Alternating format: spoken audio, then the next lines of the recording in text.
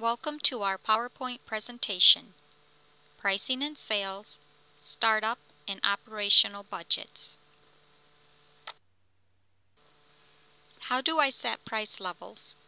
The price of a service or item is based on three basic production costs: direct materials, labor, and overhead. After the costs are determined, a price is then selected that will both be profitable and competitive. Because pricing can be a complicated process, you may wish to seek help from an expert. The formula for figuring price is cost plus overhead plus profit equals price.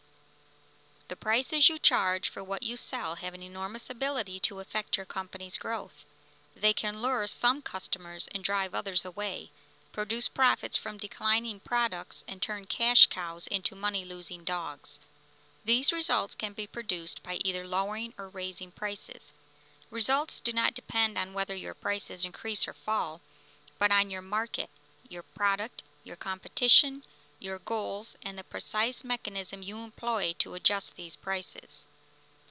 Your pricing strategy is another marketing technique you can use to improve your overall competitiveness. Get a feel for the pricing strategy your competitors are using. That way you can determine if your prices are in line with the competitors in your market area and if they are in line with the industry averages. Some of the pricing strategies are retail cost and pricing, competitive position, pricing below competition, pricing above competition, price lining, multiple pricing, and service costs and pricing. For service businesses only, service components, material costs, labor costs, and overhead costs.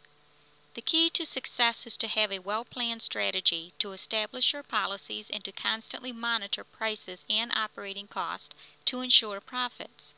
Even in a franchise where the franchisor provides operational procedures and materials, it is a good policy to keep abreast of the changes in the marketplace, because these changes can affect your competitiveness and profit margins.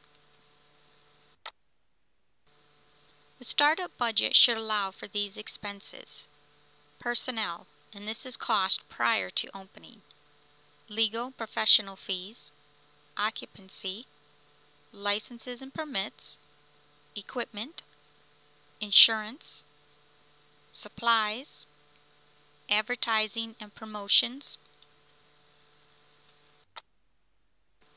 salaries, wages; accounting; income; utilities, and payroll expenses. An operating budget is prepared when you are actually ready to open for business.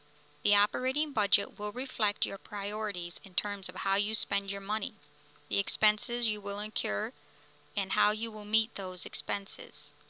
Your operating budget also should include money to cover the first 3 to 6 months of operation. It should allow for the following expenses: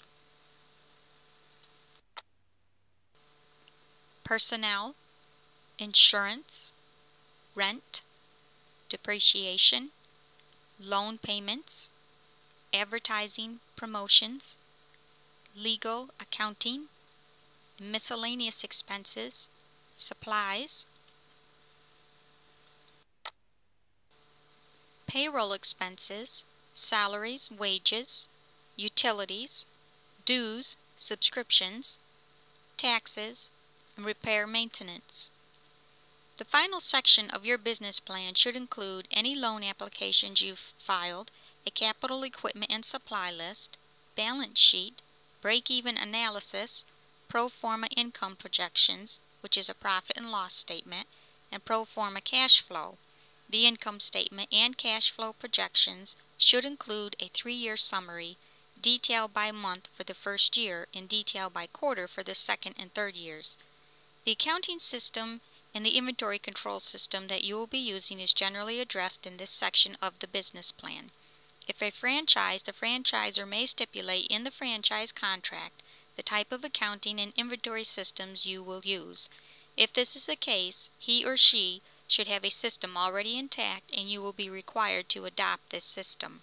Whether you develop the accounting and inventory system yourself, have an outside financial advisor develop the system, or the franchisor provide these systems, you will need to acquire a thorough understanding of each and how it operates. Your financial advisor can assist you in developing this section of your business plan. The following questions should help you determine the amount of startup capital you will need to purchase and open your franchise. How much money do you have? How much money will you need to purchase the franchise? And how much money will you need for startup? And how much money will you need to stay in business?